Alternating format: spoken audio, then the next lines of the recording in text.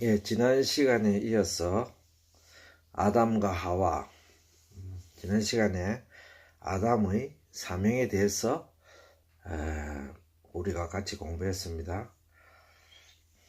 아담의 사명은 신약 복음을 통하여 우리가 알려졌습니다. 신약에 첫째 아담과 마지막 아담, 둘째 아담으로 기록되어 있고, 또 아담은 오실자의 표상이라고 기록되어 있으므로 아담의 사명이 에덴 동산에서 그리스도적 사명을 가졌다. 즉 회복하는 역사적 사명을 가졌다. 그렇게 우리가 공부했습니다.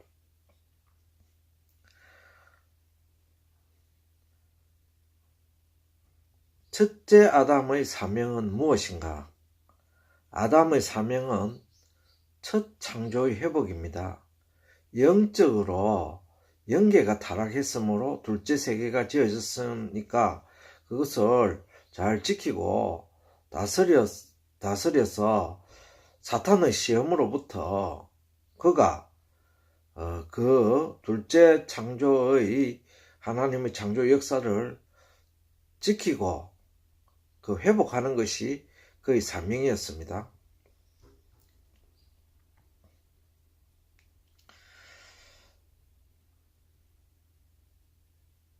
왜 하나님께서 천사들을 옛적에 창조하시고 또다시 사람을 창조하셨는지, 또 우리 사람들의 창조 목적과 우리들의 사명이 무엇인지가 아담을 통해서 분명히 알려졌습니다. 밝혀졌습니다. 고린도전서 6장 3절에 우리가 천사를 판단할 것을 너희가 알지 못하느냐? 이런 말씀이 기록되어 있지요.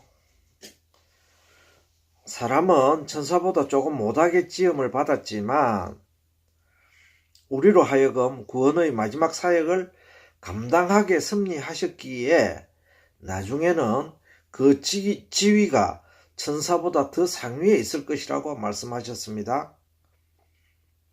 아담은 히브리어 원어로는 사람, 흙,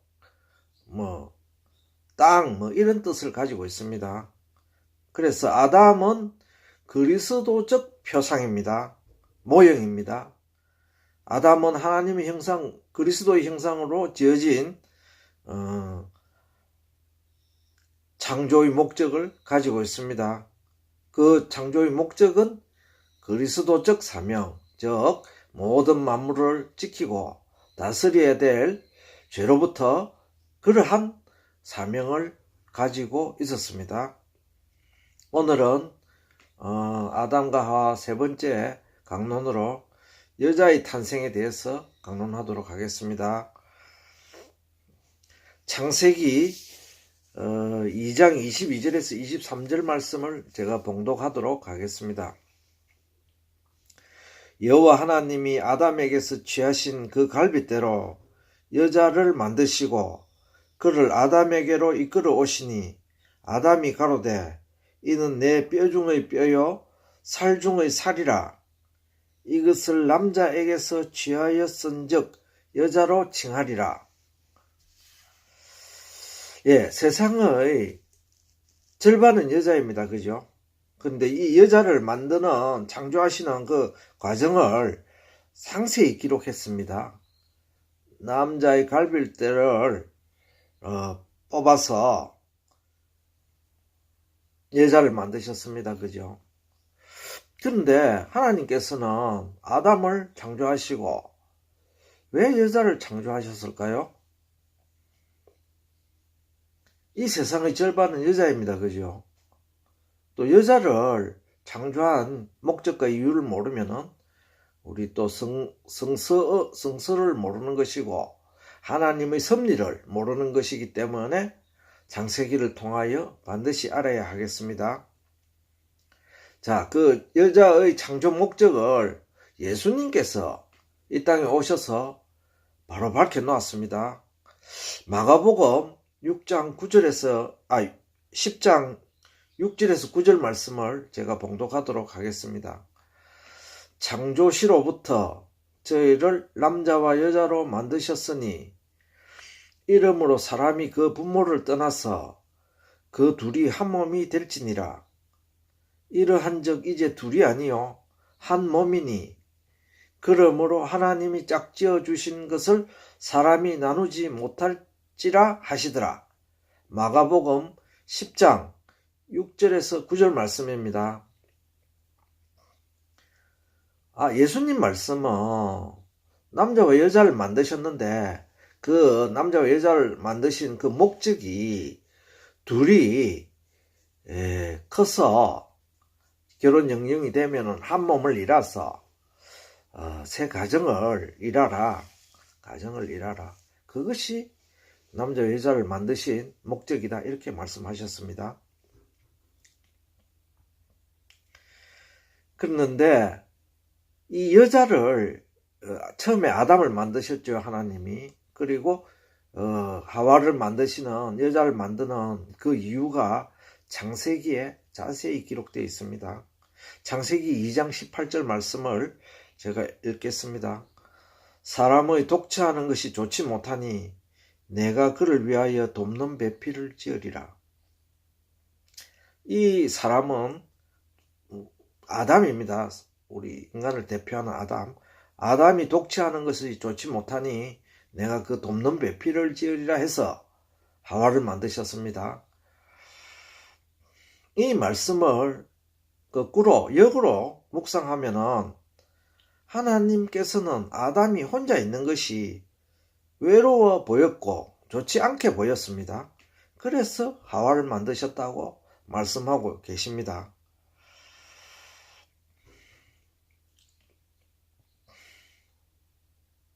우리가 지금 왜 여자를 만드는가 그것을 공부하는 이유는 신약에 나와 있는 그 영적인 해석 때문에 그렇습니다. 협의로 보면 아담을 먼저 만드시고 하와를 만드신 그 이유를 우리가 영적으로 해석되어야 이게 이렇게 성경 해석이 풀려나고 우리 깨달음이 있을 것입니다. 애초에 하나님께서는 아담만 지으시고 그 후에 얼마 후에 하와를 지으셨는데 그 이유는 아담이 독처 즉 혼자 있는 것이 홀로 거하는 것이 좋지 않다고 하나님께서 판단하셨기 때문입니다. 그에게 돕는 자 위로자가 필요하여 하와를 만드셨다고 말씀하고 계십니다. 남자가 있음에도 불구하고 여자를 창조하시면 그 의미가 성서적으로 매우 중요합니다. 왜냐하면은 히브리스에 기록된 믿음의 계보에는 아담은 빠지고 그 아들 아벨부터 기록되어 있습니다. 믿음장인 히브리 11장 4절에 믿음으로 아벨은 이렇게 기록되어 있습니다. 첫 나오는 게 아담은 빠지고 그 아들 아벨부터 기록되어 있습니다. 하나님의 손으로 창조된 아담은 무엇 하나 부족함이 없는 에덴 동산에 살고 있었지만 에덴 동산은 기쁨과 희락의 동산입니다. 그죠? 완벽하게 창조되었기 때문에 무엇 하나 부족함이 없습니다. 그러나 그가 하나님 보시기에 혼자 있는 것이 별로 좋게 안 보였습니다.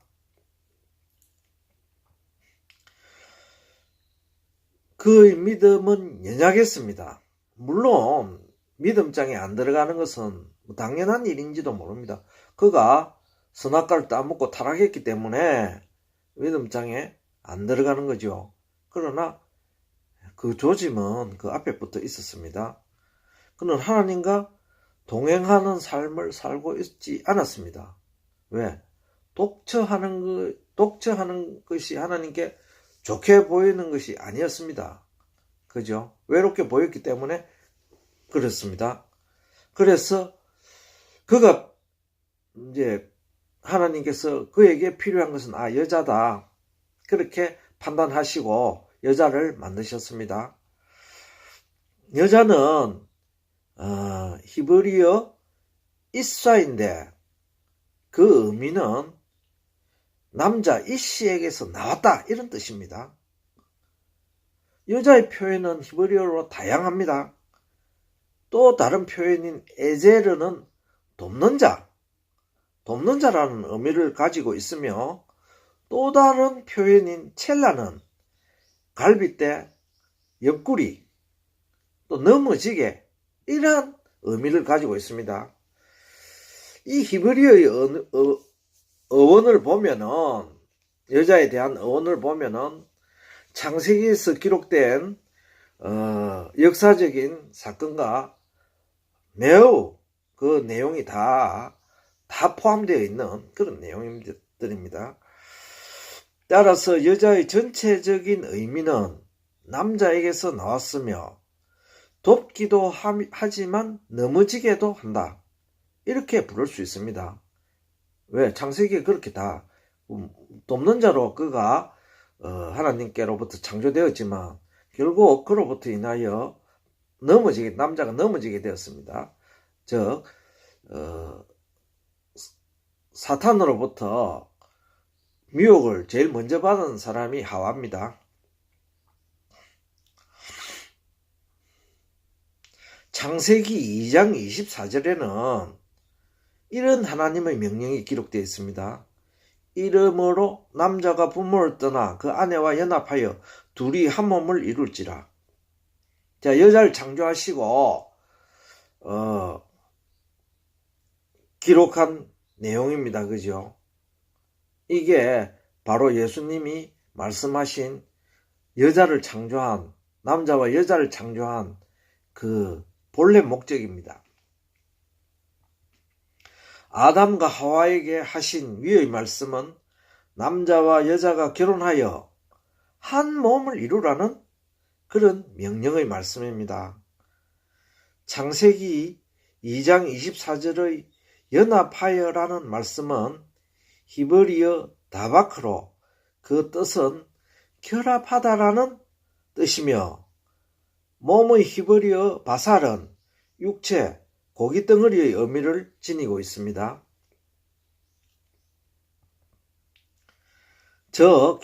창세기 2장 24절에 말씀되어 있는 그 아내와 연합하여 둘이 한 몸을 이루라, 이거는 육체적으로 한 몸을 이루라 이런 뜻입니다. 그런데 구약시대의 육체와 신약시대의 육체의 의미는 영 틀립니다.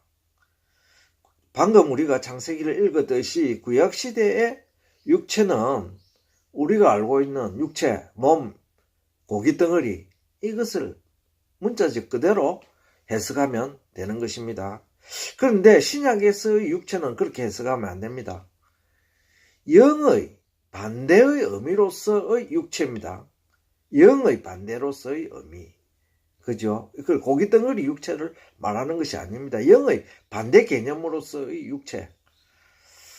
자, 하나님께서 남자와 여자를 만드신 이유는 결혼을 목적으로 했습니다. 그죠? 그런데 이제 우리가 이 결혼에 대해서 영적인 해석을 알아야 되겠습니다. 여기에는 하나님의 깊으신 섭리가 예표되어 있습니다. 창세기 2장 22절을 통해서 우리가 알 수 있듯이 원래 남자와 여자는 한 몸이었습니다. 그 한 몸에서 갈빗대를 뽑아서 여자를 만들었죠. 에베소서 5장 31절에서 32절 말씀을 제가 봉독하도록 하겠습니다. 이러므로 사람이 부모를 떠나 그 아내와 합하여 그 둘이 한 육체가 될지니 이 비밀이 크도다. 내가 그리스도와 교회에 대하여 말하노라. 자, 에베소에 기록된 하나님의 말씀은 사람이 부모를 떠나서 그 아내와 합하여 그 둘이 한 육체가 되라. 우리가 이 창세기 말씀 그대로입니다. 이거는 둘이 크면은 이제 결혼 연령이 되면은 그 부모를 떠나서 그 아내와 결합하여 한 가정을 이루라, 이런 내용입니다. 그랬는데 여기서 우리가 주목해야 될 사항은 이 결혼의 비밀이 크도다 이렇게 말씀하셨습니다. 신약에는. 그래서 결혼에 비밀이 있었는갑다 우리가 이제 알게 되었습니다. 구약시대는 결혼이 비밀이었는 줄은 몰랐습니다. 그죠? 창세기에 기록해놔도. 그러는데 신약시대에 이 결혼, 남자와 여자를 만들어 갖고 한 몸을 이루는 이 과정이 비밀이었다. 숨겨놓은 무슨 숨겨진 의미가 있었다. 영적인 의미가 있었다. 이런 뜻입니다. 그 영적인 의미는 후반절에 내가 그리스도와 교회에 대하여 말하노라. 즉 예수님과 교회 우리 믿는 성도들을 이 바로 결혼에 대해서 그 결혼의 의미가 그렇다. 그렇게 해석을 해놨습니다. 그래서 구약시대의 비밀이 이제 풀렸습니다. 비밀이 아니게 됐습니다. 결혼은 그리스도와 우리 성도가 결혼하는 그러한 내용을 예표해 놓은 것이다. 우리가 알게 되었습니다. 고린도전서 6장 17절에는 둘이 한 육체가 된다고 하셨나니 주와 합하는 자는 한 영이니라. 자, 결혼을 하면은 우리 그 남자와 여자가 한 몸을 이루죠. 이것은 순수하게 육체 관계를 이야기하는 것입니다. 그랬는데 그 육체 관계를 맺는 그 예표적인 일이 고린도전서 6장 17절에는 주와 합하는 자는 한 영이다. 결혼을 해서 남자와 여자가 합하는 것과 마찬가지로 주님과 합하는 자는 한 영이 됐다. 주님과 한 몸이 됐다. 이런 뜻입니다. 결혼의 영적이고도 이면적인 해석은 그리스도께서 이 땅에 오셔서 십자가상에서 피 흘리시고 결단코 이루시고자 한 미래의 교회가 결혼 속에 예표되어 있습니다. 우리 사람은 혼인 연령이 되면은 부모를 떠나서 새로운 가정을 이룹니다. 그것은 모형입니다. 그죠? 율법입니다. 이 영적인 해석은 갈라디아서 3장 23절에서 25절에 잘 해석되어 있습니다. 말씀되어 있습니다. 기록되어 있습니다. 그것은 믿음과 율법의 비유를 통해서 율법을 떠나서 예수 그리스도에게로 가야 된다. 가야 된다는 것을 기록해 놨습니다. 자, 여기서 말씀하는 부모님은 율법입니다. 어렸을 때는 우리가 율법 속에 살아야 됩니다. 율법 속에 살아야 되는데 때가 되면은 이제 율법을 떠나 결혼을 해야 됩니다. 그죠? 그것은 누구에게로 가야 됩니까? 율법은 그리스도에게로 가는 길목에 있는 몽학선생이라 했습니다. 그래서 우리들은 결혼을 하는 이유가 그죠? 그리스도와 한 몸을 이루는 그 예표적인 영적인 해석을 깨닫기 위해서 그렇게 한다. 이 지상에서의 결혼 생활은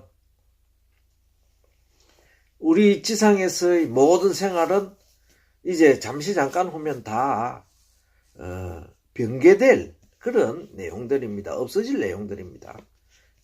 이것을 통해서 영적인 일을 깨달으라고 지금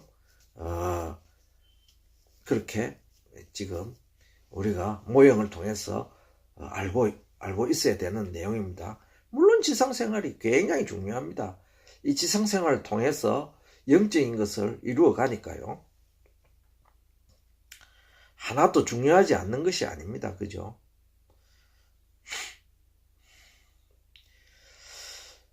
결혼은 주님과 우리들이 한 몸을 이루어 주심을 알려주시기 위하여 마련한 제도입니다. 주님은 우리들의 신랑이며 우리들은 주님과 결혼할 신부된 여자들입니다. 그리고 알다시피 우리는 이제 다음 시간에 우리가 공부해야 될 원죄로 인하여 우리는 다 범죄한 여자들입니다. 범죄했습니다. 정조를 잃어버렸습니다.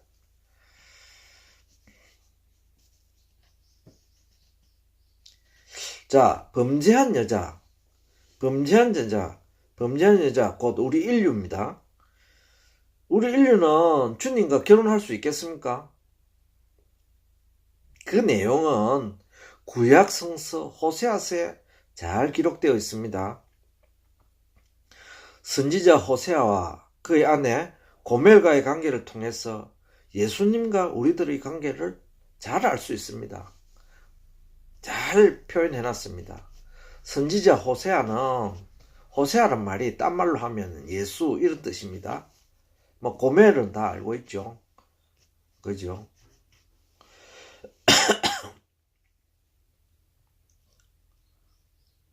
창조주와 피조물과의 관계.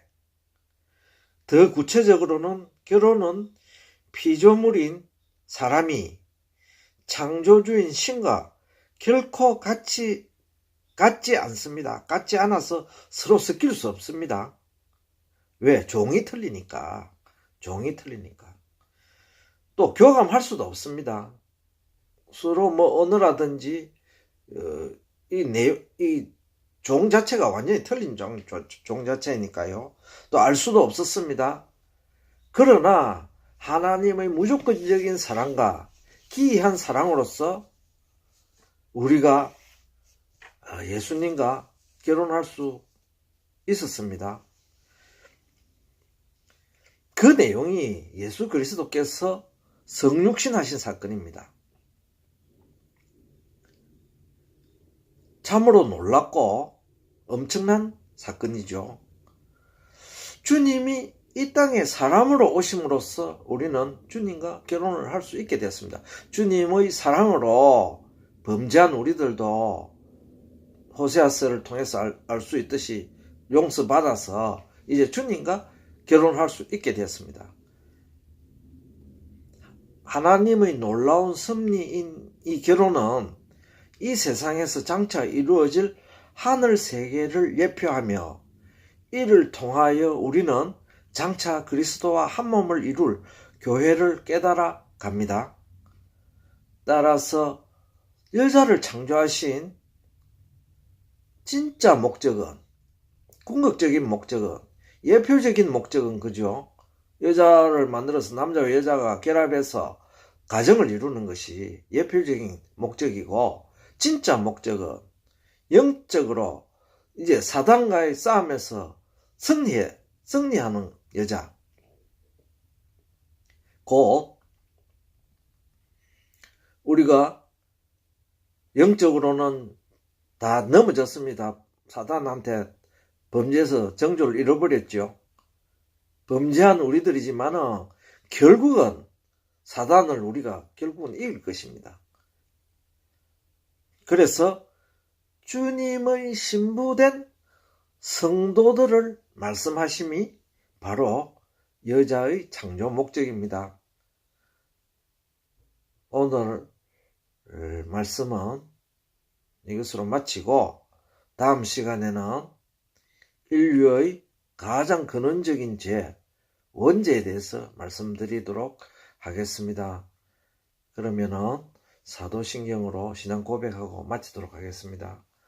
전능하사 천지를 만드신 하나님 아버지를 내가 믿사오며 그 외아들 우리 주 예수 그리스도를 믿사오니 이는 성령으로 잉태하사 동정녀 마리아에게 나시고 본디오 빌라도에게 고난을 받으사 십자가에 못 박혀 죽으시고 장사한 지 사흘 만에 죽은 자 가운데서 다시 살아나시며 하늘에 오르사 전능하신 하나님 우편에 앉아 계시다가 저리로서 산자와 죽은 자를 심판하러 오시리라. 성령을 믿사오며 거룩한 공예와 성도가 서로 교통하는 것과 죄를 사하여 주시는 것과 몸이 다시 사는 것과 영원히 사는 것을 믿사옵나이다. 아멘. 예, 다음 시간에 뵙도록 하겠습니다.